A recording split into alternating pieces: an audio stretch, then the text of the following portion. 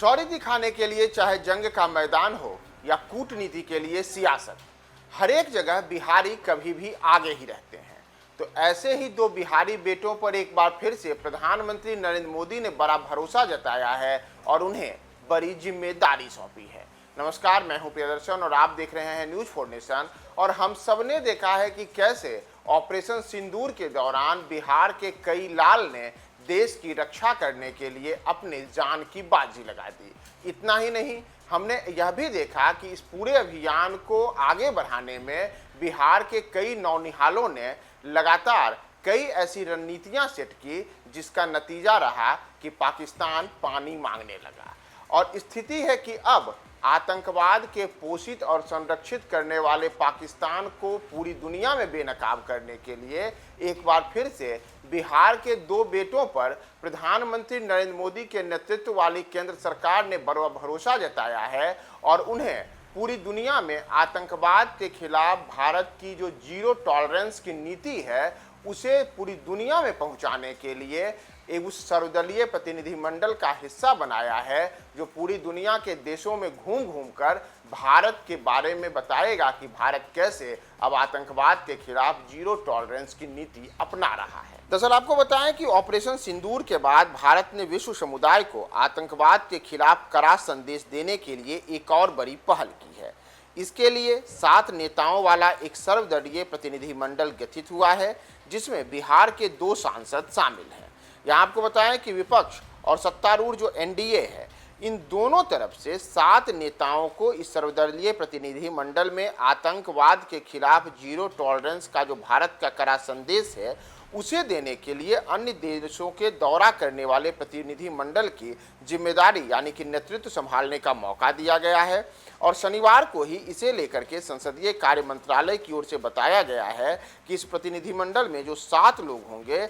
उसमें जिन लोगों को शामिल किया गया है उसमें 2 तो बिहार से ही आते हैं। दरअसल जो 7 प्रतिनिधिमंडल का गठन किया गया है इसमें पहला नाम है शशि थरूर जो कि कांग्रेस के हैं। इसके अतिरिक्त रविशंकर प्रसाद जो कि भारतीय जनता पार्टी के हैं और पटना से ही वे सांसद भी हैं। इसके अतिरिक्त संजय कुमार झा जो जनता दल यूनाइटेड से राज्यसभा के सांसद हैं, ये दोनों बिहार से आते हैं। इनके अतिरिक्त बैजयंत पांडा भारतीय जनता पार्टी के सांसद हैं। कनिमोझी करुणानिधि डीएमके की सांसद हैं और तमिलनाडु से निर्वाचित होती हैं। सुप्रिया सिलो जो महाराष्ट्र से आती हैं और एनसीपी के नेता हैं, उन्हें भी इस प्रतिनिधिमंडल में नेतृत्व करने का मौका दिया गया है। इसके अतिरिक्त एकनाथ शिंदे ये भी शिवसेना के नेता हैं और महाराष्ट्र से आते हैं। ये भी उस 7 सदस्यीय सर्वदलीय प्रतिनिधिमंडल का हिस्सा हैं जो लोग अलग अलग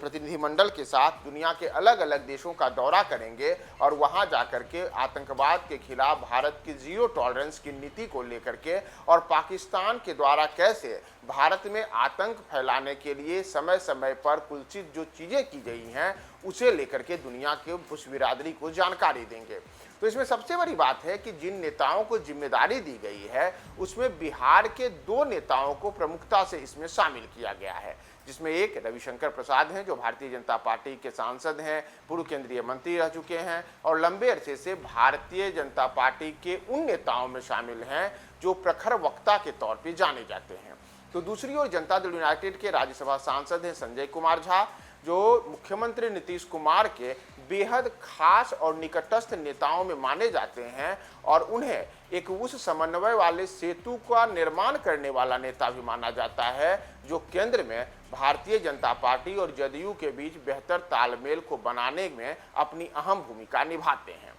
तो जहां देश की सियासत में संजय झा और रविशंकर प्रसाद अपनी अलग पहचान स्थापित करते हैं, तो वहीं अब वे भारत के पक्ष को विश्व बिरादरी के सामने पहुंचाने के लिए उन प्रतिनिधि मंडलों का नेतृत्व करेंगे जो दुनिया के अलग अलग देशों में जाएंगे और जाकर के वहां पे आतंकवाद के खिलाफ भारत की जीरो टॉलरेंस की नीति को पूरी दुनिया के सामने बताएंगे। तो बिहार के लिए आप कह सकते हैं कि यह बड़ी उपलब्धि और गौरव का विषय है कि प्रधानमंत्री नरेंद्र मोदी ने एक नहीं बल्कि 2 बिहारी सांसदों पर भरोसा जताया है जो अब सर्वदलीय प्रतिनिधिमंडल का हिस्सा होते हुए दुनिया में जाएंगे और आतंकवाद के खिलाफ पाकिस्तान को बेनकाब करेंगे और भारत की नीतियों को दुनिया से अवगत कराएंगे।